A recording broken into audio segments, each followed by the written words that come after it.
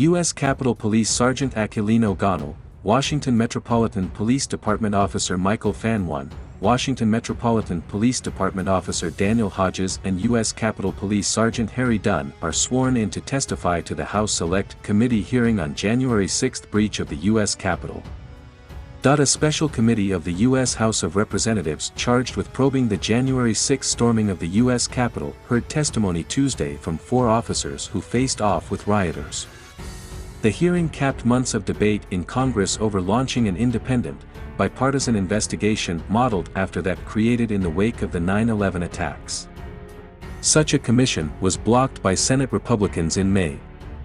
Instead, House Speaker Nancy Pelosi, a Democrat, announced the House panel in June, composed primarily of Democrats and 2 Republicans chosen by Pelosi and largely boycotted by Republican leadership. In an emotional testimony, Washington, D.C. Metropolitan Police Officer Michael Fanone recounted to the panel how law enforcement were overrun by the rioters egged on by former President Donald Trump and bent on stopping the congressional certification of President Joe Biden's election victory. "I was grabbed, beaten, tossed, all while being called a traitor to my country," he said. "I was at risk of being stripped off and killed with my own firearm, as I heard chants of, 'Kill him with his own gun.' I could still hear those words in my head today." He added he was later told he had suffered a heart attack during the riot, while also being diagnosed with a concussion, a traumatic brain injury, and post-traumatic stress disorder.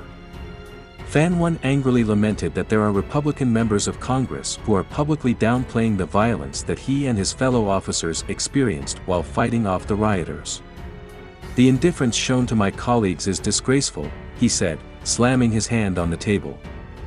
U.S. Capitol Police Officer Harry Dunn, in turn, recounted being called AN by rioters.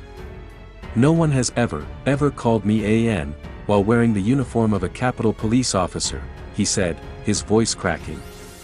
Meanwhile, Capitol Police Officer Aquilino Gonal told legislators that rioters had shouted that I, an Army veteran, a police officer, should be executed. He remembered trying to help a fellow officer when he was grabbed by the mob, hit repeatedly, and almost suffocated. "What we were subjected to was like something from a medieval battle.